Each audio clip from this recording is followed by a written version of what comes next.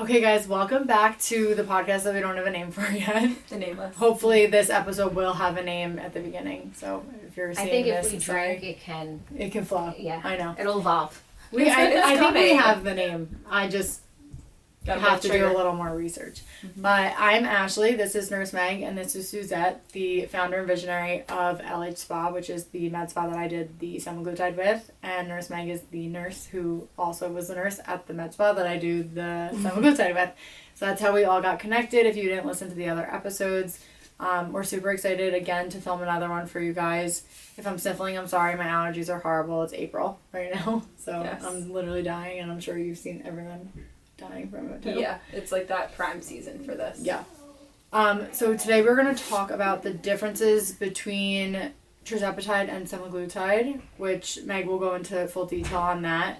We also want to hit a little bit of just some things that like I've been seeing in comments that it's a lot of hearsay, but we're going to confirm if it's actually been studied or not. Just little things with the medication just throughout, all of our experiences with patients, myself, patients and self.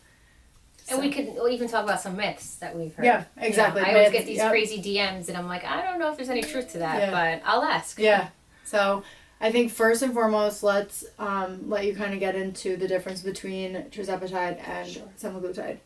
Okay. And maybe just start explaining the two differences, and then I'll ask some of the questions that I've seen. Sure. All right, so we're going to break it down into an understandable, I'm not going to go super molecular level difference, but in a basic understanding, Semaglutide activates your GLP-1 receptors. I feel like everyone understands that concept now because it's all over the internet, it's all over social media, which I think is super important because you should not be taking medications if you don't understand what they're actually doing. I've heard of it, okay, and obviously I know it, but I don't really know, but it's the stuff that makes you happy. No. The GLP receptors. There's GLP receptors everywhere. Chocolate makes me happy. In certain areas in your body. Okay. One being in your brain, and that's that, what you're talking about, the reward system. Serotonin. There's receptors in your gut, there's receptors in your brain, there's receptors in your liver, and that's the areas that this works on. So this was what we were talking about on last week's episode when we were talking about semaglutide and sex drive. So the GLP-1 is the reason for that connection to be turned off. The reward. Okay, that's so GLP-1 is the reward. So the receptors for GLP are in your brain. Okay. So just from like a very basic... So we all were born with Listen, whoever says they know is lying. Yeah. They don't know. Okay. Yeah. So it's good that you're going through this. So this peptide, remember, this is a peptide, and that's something that we've had a lot of conversations about. We're trying to launch this peptide program. We have interest, but people I lose them. They glaze over. As soon as I say the word peptide, which peptide basically is just a chain of amino acids bonded together. We all have peptides naturally occurring in our bodies. Peptides can be hormones, proteins. It's just a molecular it's just a sequence of amino acids. What are amino acids? So they're chemicals. Do you remember from DNA where amino acids are like the links on DNA? That's like basically what it is. But just know that it's naturally occurring. Okay. But what we've done is we've now created them in a lab. So they're either synthetically created in a lab, or we can derive them from animals, humans, cells, and kind of replicate them in a lab setting. So all that means is everybody is born with GLP, like you said, receptors. We are just almost like a lock and key. We're unlocking the potential of what can happen because this medication or peptide is being introduced exogenously, which just means from the environment into our body, and it's helping a process occur that already naturally occurs. So this is just kind of like a link in a chain. This is amazing. Right. This is not, GLP-1 is not, it literally means glucagon-like peptide. Okay. So GLP, glucagon. So it's nothing that, like, I'm on semaglutide, mine was low, which is why it works. No. They do say, okay, so when I went on, in the summer I went on Oprah they had brought on those scientists, and it was like an amazing special. It was only on her website though. They said that the way that this medication affects people differently based on what you already have as far as the GLP-1. That's why some people don't react as well. Right. Or meaning it's not as effective Oh. And that's also why we switched. This actually just helps the conversation move along. Mm-hmm. Yeah. Semaglutide is just a GLP-1, a glucagon-like peptide receptor agonist, meaning it activates that receptor. It activates the GLP. Now, tirzepatide activates GLP and GIP. So 2 receptors. So some people need 2 locks unlocked. And you don't know that until they try. Until you try. So some people they will have no side effects with semaglutide. So no bad side effects. Bad meaning, your nausea, your constipation, your diarrhea, your reflux, but they also won't have the good side effects. So it's almost like shooting water into them. Not really, but we keep going up every week, right? We're maximizing their potential. We're increasing their dose the way that we should per the protocol. And they're like, yep, not only am I still hungry, still overeating, I'm also feeling fine. Like it's as if we're not giving them anything. You switch them over to tirzepatide and suddenly they're like, oh no, now I notice it. It's because it's a dual receptor agonist. Just means 2 receptor activation. Gotcha. So one activates one activates 2. Okay. And when would you make that switch? Would you always start at Sema?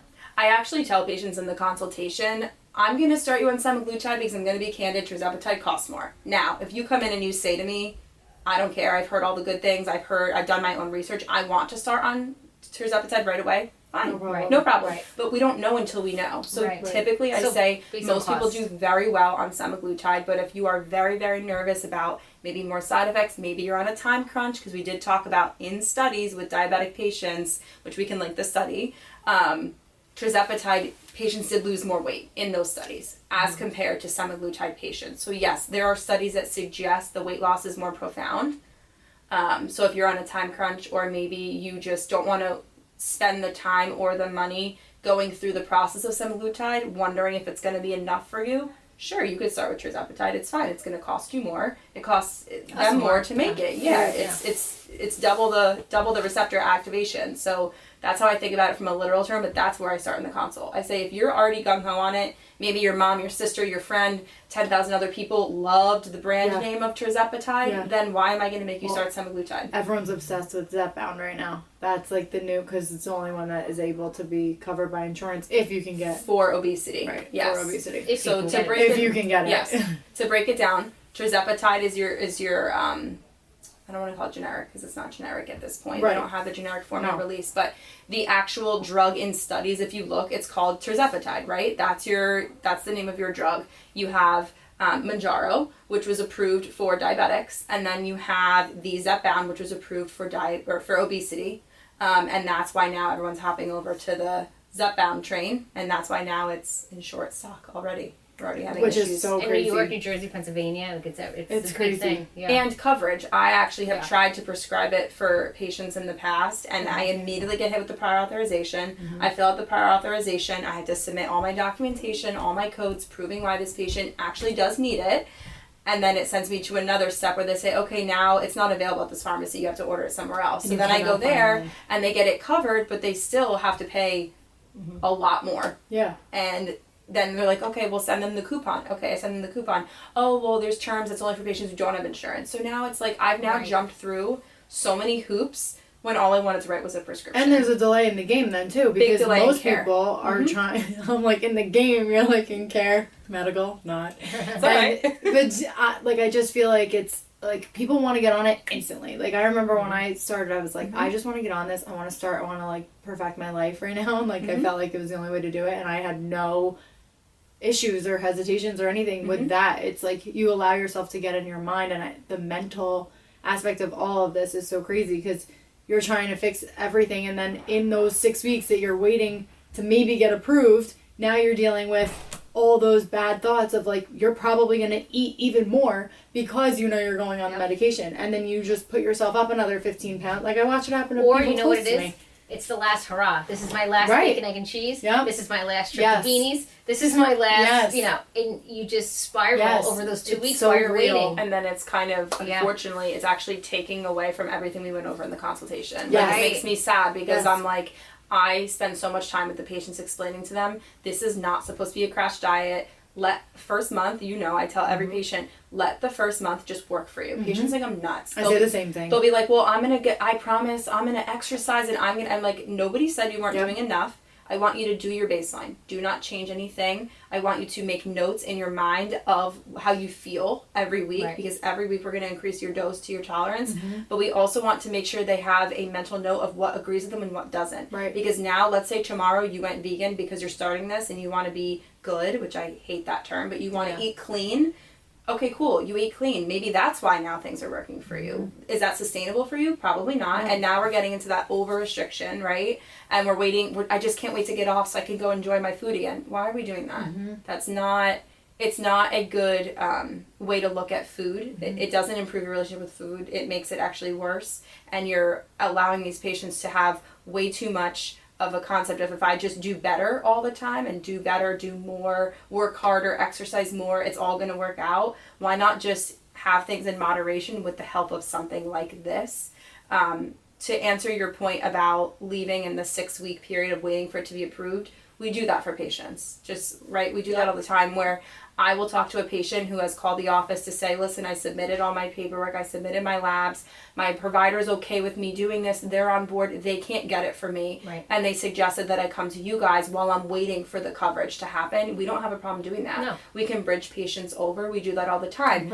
There's some patients who start on Ozempic, Wegovy, Semaglutide, and then they're waiting for their Zepbound or their Mounjaro, and we bridge them over. We say, try Tirzepatide with us. If you need it, if you don't want to have that gap in your care, make sure it agrees with you, and then you can hop over. If you get it approved, great, and if you don't, we already have you on a plan here. So I think we're nice as I feel like we're being used sometimes, and I try to stay personal, but I like it, because at least I feel like I'm helping somebody. And I think also they get to see how we run our program, and once they now get the Zepbound or they get the medicine they need and there's no more contact, they may like that checking in progress. People want to be heard. There's also just so much more that's offered here beyond just the medication and beyond the scale. Aftercare. Like, the scale is just support to really get to know exactly how much water and how much your muscle mass and your... Well, it's funny because you actually, what you say in the beginning, like, if you are a follower of mine, you know that I basically got that from you, where I tell everyone, like, if they're like, any advice before starting, I'm like, just don't think about it. Because that's what I did. I just didn't think about it. Easier said than done for some people. I feel like I didn't know enough about it to really, like, I didn't let myself research. So, but now it's everywhere. It's in your face everywhere you turn, so it's not that easy anymore. But, like, it is true just to let yourself feel everything as you're supposed to feel it and then make adjustments accordingly. Because realistically, like, you start on a low dose anyway. You know, if you go in, like, you're just back in that unhealthy mindset. If you go vegan or if you go extremely hard in the gym, it just doesn't make sense. And I just talked about this in a video, actually, and, like, it actually will get me emotional because the place that I'm in, just having this medication in me as opposed to when I didn't, is so crazy because it affected so many different parts of my life that I didn't even realize all went hand in hand. I had someone comment, and she was like, I talked about this, and this was when I was shadow banned, so it didn't get the attention I wanted it to. But I think the comment came from someone who said, like, oh, you know, if you make the changes while you're on it, when you get off of it, you're going to be fine. And I wrote back and said, well, I actually was naive and made that same comment a year ago. I got off of it and tried, and I realized that more than anything for me was my mental health with it. I'm not going and spending money on therapy. I'm not going and trying to create a better relationship with food. Like, I have too much shit going on in my life. So I feel like, yes, I understand that aspect of it, and you should be able to, but the only reason people are turning to this medication is because they've tried that route and they can't. And it can be used as an adjunct. Like, everybody understands cognitive behavioral therapy over the years has been shown to assist, but even in, like, psychotherapy with psychiatric medications, they never just recommend therapy most times, right? Typically, you start with a therapeutic approach, talking it out, reworking relationships, and just communicating your thoughts, writing it on paper, journaling. But for a lot of people, that's not enough, right? No. This is how many years of your life that you've spent having this culture surrounded by food, and to ask somebody to just go to therapy or just do this for 12 weeks and it's just gonna, you know, just stick with all those habits and you'll be fine. For a lot of patients, and I don't want this to come across as everybody needs this medication to fix their relationship with food or to live on it, but there are some patients who it's not supposed to be a quick fix, and it should be used with the understanding that you have to put in some of that work too, even while you're on it. For sure. I agree, because I definitely and I made a video about this today. It comes in waves, right? So I'll be like, okay, you know what? I'm using this medication as assistance, and I'm going to get my health in order, like in every aspect, right? Like I'll go and I'll take care of my skin, and I'll take care of my stomach and my gut, and I'll try different probiotics and all that stuff. And then I find myself in another extreme, and I'm doing it again. And it's like, that's just me. And I did say this too. I feel like the difference is there are people who are on this medication, and correct me if I'm wrong, when they get off of it, absolutely they're able to keep it off themselves, because like I have a friend who's on it right now. She has the most willpower of anybody I know. She can eat healthy. She enjoys vegetables, enjoys healthy foods, where it wasn't always like that for me. So if she gets off of this, yeah, I'm sure she can maintain where she's at. She's not an obese person. If she doesn't have the underlying metabolic dysfunction, that's another one that I've seen you try to refute that claim, is some people are like, well, if I just do all the right things. But I couldn't. I tried that. You can't even get there. I can't even get there. I got off of this, and I was literally in a tailspin, and I was so stressed in bed every night, and I was like, oh my God, I'm right back to that place that I started in. And forget the weight. That was the least of my worries. It looks great. It's this that I can't deal with. Like, I get it. Like, you're going to fluctuate through your life with your weight, and that's just normal, and that's okay. But the mental, the drainingness of, like, having to deal with that is, like, not worth it. I always say I'm a marketer's dream. I see a commercial, and I'm like, I want that. Yeah. I want to eat that. Yeah. And I'll think about it, and I'll try to drink water. And then all of a sudden, I go downstairs, I get my little Vienna cookies, I start picking. It's the so food bad. noise. It's so real bad. And it's loud. Yeah. It's screaming. You shouldn't be shamed for wanting to use something to help you, because at the end of the day, as long as you use it appropriately and you manage your protein, your water intake, your fiber, and I sound like a broken record, but those are the three things I always focus on with patients. I don't give you strict guidelines. I just say shoot for these goals. Let's be real with ourselves, right? Like every month set a new goal for something different. Right. But some people just need a little bit of assistance, knowing that there even are people, though, that just because they're doing all the right things, they're using the medication, great, I want to come off and I want to try it. I encourage patients all the time. I'm definitely not a salesperson here. Like, I will encourage patients, take a break. Yeah. Take a break. Come off of it the right way. Why don't you let your body reset? Let's see what's really going on. Let's see if it was really helping you. Because sometimes it is mind games when you've been on it for so long. You're like, it's not working anymore. So I encourage them to titrate off, right? We cut our dose back gradually. We mentally prepare for that return back to our baseline. Your baseline and your baseline are two totally different things. You might keep the weight off. You might not. Even if your habits stay the same, what if you have metabolic dysfunction? Right. What if you have insulin resistance that you weren't aware of, and now all those things that you fixed that were happening magically in the back end, you didn't make yourself diabetic. That's a big claim. Right. You just helped a process occurring that was a little bit fractured, right? And now that we took that Band-Aid off, you're just returning back to your baseline. But that feels crazy because now you're more hungry again. And on top of it, your body's going right back to what it was doing prior, which might have been fine in the past, but now that you've experienced what it could be, right, you're dying for that again. And it's and a my big mind baseline game. is different than yours, because I see so many comments on your TikTok, and it's like, what do you want? I know. Can you this person's on this, How do you compare the Ozempic, the milligrams?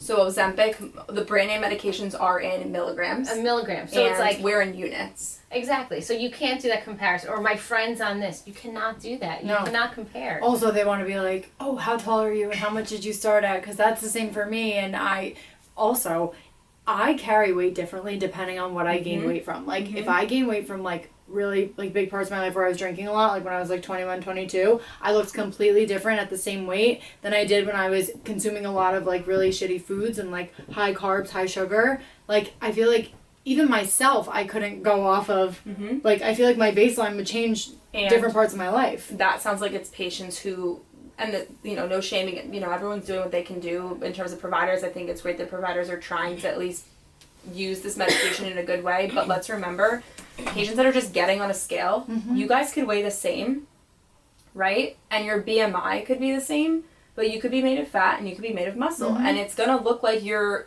overall, like, health outlook is the same, and that body fat is really, in my opinion, what matters. Yes, we have to take up overall weight because that can fluctuate too, and BMI still matters, but BMI is just height and weight. Right. So it really doesn't take anything else into account, and I think that can be that's why we don't have those requirements. I don't do BMI requirements. Right. It doesn't mean if somebody gets on there and they need to gain body fat, I'm not like, sure, let's do it. Right. There has to be that conversation about history of disordered eating, history of compulsive dieting, and I really explain that term because I don't want patients to think that I'm saying just because you watch what you eat that's considered compulsive dieting. Right. I'm talking real. I think that a lot of people who ask me those questions don't have guidance. I think they're given the medication, like looking for you to be the guidance. Mm-hmm. And I have no problem shedding light on like what I've done, especially because you can't obviously source that, but I can't even tell you how many messages I've gotten that were just saying like, oh, I don't have this guidance. Like, what does your nurse practitioner tell you to do? And I'm just like, she wouldn't tell you to do the same thing as me, but I'm like, this is what she tells me, and I'll always be open and honest with them. But it's just crazy. But it goes back to the value. I had a patient the other day. I talked to her, and she's had great success, nothing but happy. And she was like, "But I want to be honest with you. I've done my research. I've seen it's cheaper other places. The program is cheaper, and I just don't know if this is worth it for me." And I just stopped her at that moment and said, "I hear your thoughts. I want to explain to you again. I want to reiterate the value of the program. However, maybe you don't need that anymore. Maybe you don't need the support. Maybe you're not looking to. Maybe these monthly phone calls are annoying to you. Maybe the offer to get on the InBody, the complimentary IV, like because they know what they're doing now, especially if they haven't changed what they're doing. Right. And I do understand that, but it doesn't mean that they won't call right back and try to get back on it. Yeah, which is okay. I just explained to her. Yeah. I encourage you to do your research. I want you to understand that typically if you're getting that pricing, it's truly just for the medication. They're just mailing it to you. End of story. Yeah. And you're following the directions on the box. And if that's enough for you, do it. Go for it. Yeah. But just be careful. That's all I say is be careful, because once you start getting into that tailspin of, I've had side effects. How many times we have patients who've been on it for a year? I just had a patient today. She's been on it for a year. Randomly ate something that did not agree with her, and she did not feel well, and she was in disbelief that it was from the medication. So I kind of counseled her through it today, and I'm like, it doesn't matter how long you've been on it. Anything can kind of catch you off guard. Was it like something oily? No, it was a culture food that has a lot of spices. So she was totally caught off guard by it, but I explained to her, this is what the support is for. This is why you call the office. This is why you email us, because we've treated Then they'll call me. Yeah. Then I get the comment when they don't have support that's like, I ate this. Do you think it... I just can't. I love you guys. I do. But some of it is... We feel for you guys because you feel like you're getting this great value. Anything that's cheaper... Right. Yeah.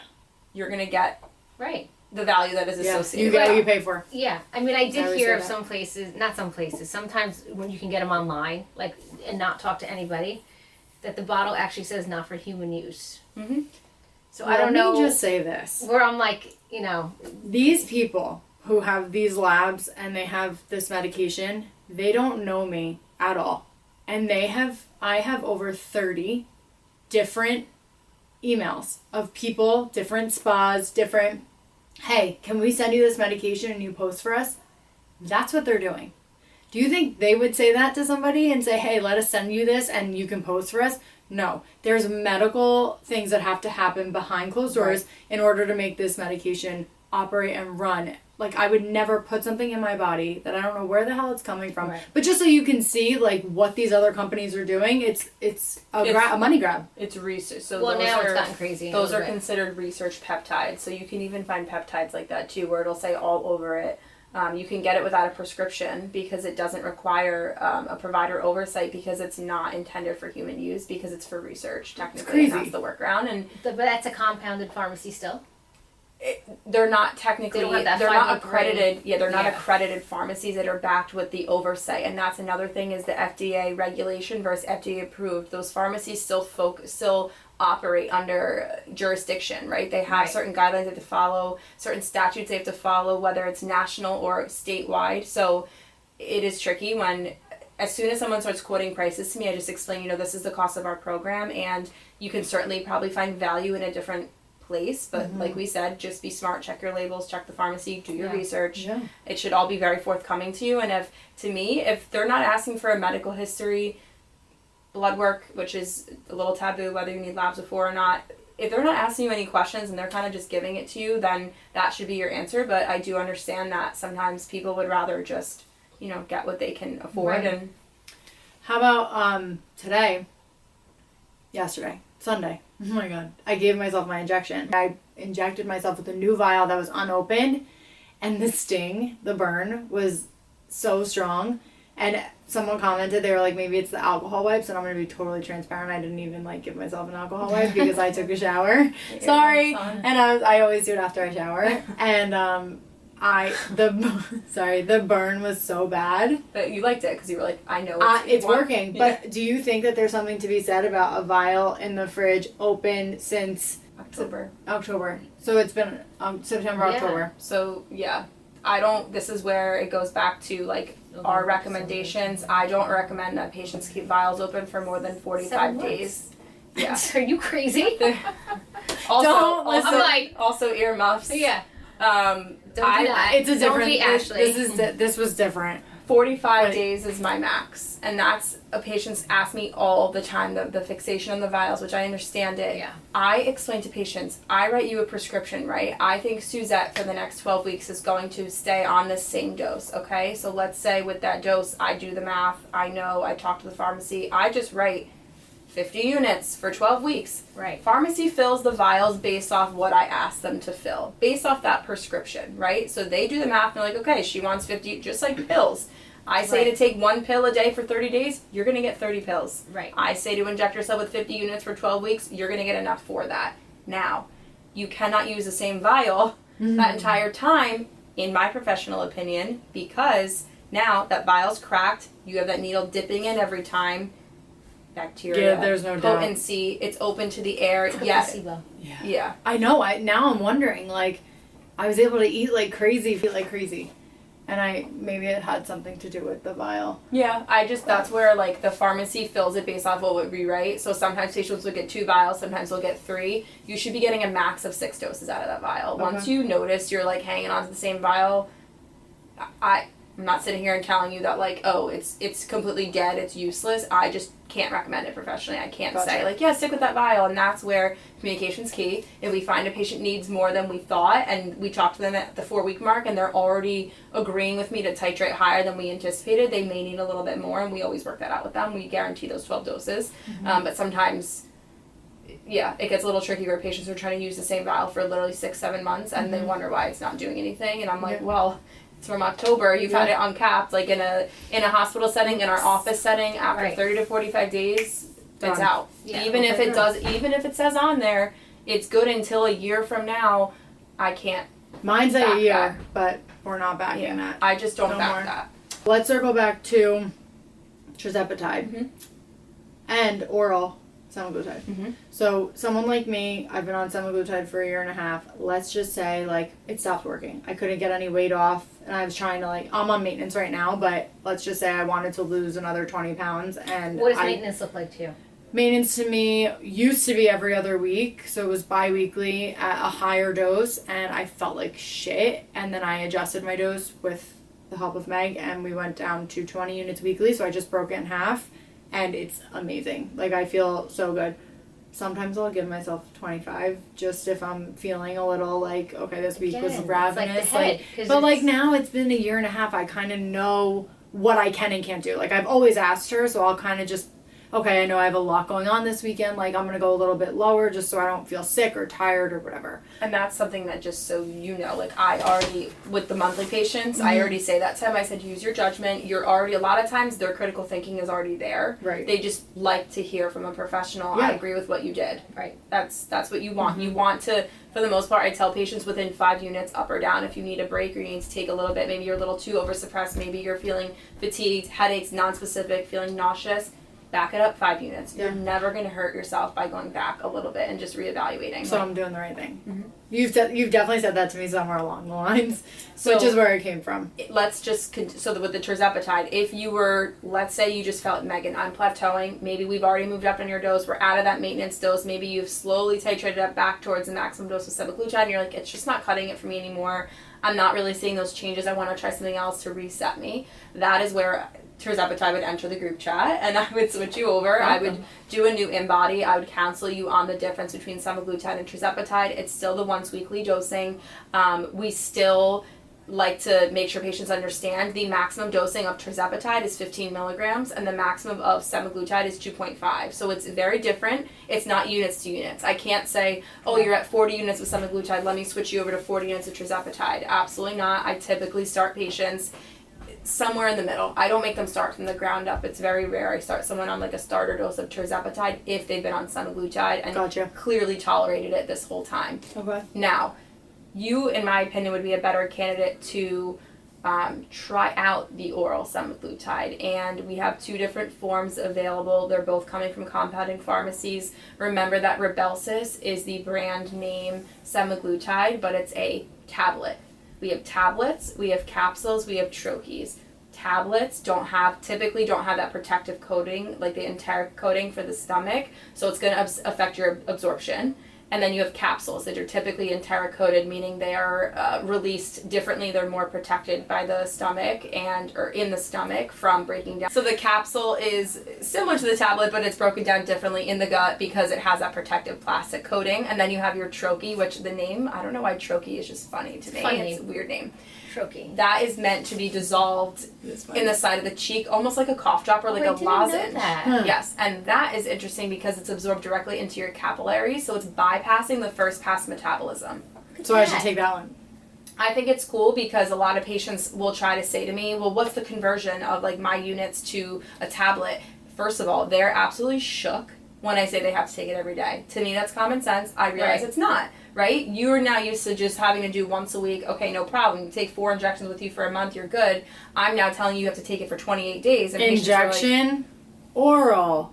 I would rather an oral every day than stick a needle in my stomach one more time. I don't think I would. Really? Because I was never good with birth control pills. Oh, I was. And I wasn't allowed to have them out because nobody knew. So I had to hide them, and if it wasn't next to my toothpaste, then I wasn't taking it at the same time every day. Oh, shit. So what if you miss one? Girl. So it's not like birth control. You're not going to get pregnant, but it's the same idea where like you do want to be consistent with it. Okay. So that's something where maybe you're a big traveler. Maybe you don't want to have to refrigerate the Semaglutide. Like it is nice sometimes. They'll just throw a pack of pills in your bag and go. So is it essentially whatever? Obviously, I know there's no conversion unit-wise, but if, like, let's say I'm taking 20 units, is it essentially 20 units broken up per day by pill? No, and something else to consider is, this is right on the brand name packaging, by the way. Rybelsus, the brand name, they don't recommend that you put patients on this who need a higher dose than 1 milligram of the injectable strength. What am I So 1 milligram is equivalent to 40 units. Okay. So 40 units is equivalent to 1 milligram. With our strength of medication, we have the 2.5 milligrams per milliliter. So if you were somebody that was on like 70 units, 100 units, it's not that I don't recommend it, but typically you'd have to titrate down first and understand you might not get that crazy appetite suppression that you might be depending on. Some people aren't. You've lost all your weight, you're like, I just want to maintain, I'm a little paranoid about coming off completely, I want to try something else, something less aggressive in terms of injecting myself every week. Patients who come here every week, they're like, I'm just not comfortable injecting myself at home, what do? I would then switch them over to the oral form. They can choose between a capsule or a lozenge, it's whatever they're comfortable with, and I have them try it for a month. Try it, if you love it, perfect, then we'll do 3 months at a time. If you're iffy about it, think about your options. You could always go back to the injectable, but at least you tried it. I think I need to do it because I have a lot of questions right now, and the only way I ever get my questions answered is if I do it myself. Mm-hmm. So if someone's 50, would you recommend it? Because a lot of people summer. Like, this is a time where a lot of people summer. Yes, they can inject themselves, but they fall off. 50 years old or 50 units? Oh. They could try it. They would technically be at 40. The equivalency would be 40. The milligrams are completely different. Okay, so I think that we're going to start that. I think I'm going to try it and let you guys know. I'm probably going to put you on the 6 milligram option. You can choose if you want the capsule or the troche. The troche, remember, it dissolves. The capsule would be swallowed. Does it taste okay? I was just going to ask that. I haven't heard complaints about it. No. Okay. I can't personally attest to it, but people have not been like, this is disgusting. Okay. You can't eat or drink after it. That's all going to affect the absorption. You don't want to chew it, crunch on it. So if you're a chewer, you need to literally let it fully dissolve in the side of your cheek. The person that we're trialing the medication on said that it was night and day difference on a full stomach and on an empty stomach. Okay. So just keep that in mind. Yeah. Like well, I'm actually going to film our consultation. We'll do this and I'll we'll put that on TikTok so you guys can watch for that there. Cool. Because I think that'll be something different and fun, and we can kind of give a little bit more detail on that. This was good. Helpful. This was Very great, yeah. helpful. We know what a peptide is. We know that semaglutide, tirzepatide are peptides. Yes. Yes, we already have peptides. So Do people you shouldn't be remember- like peptides? I don't want peptides. Right. Do you remember what It's GLP stands for? Glucan. Close. I forget. I have really bad memory. Glucagon. Glucagon. Like peptide. Like peptide. I knew there was an easy word in there. Like. Yeah. Okay, guys. Thank you for listening again. And we will be back We're next shooting week. somewhere else next time. We're going to shoot somewhere else next week, so stay tuned. And we'll be back next week. Bye. Love you guys. Bye. I thought she was gonna do a cartwheel.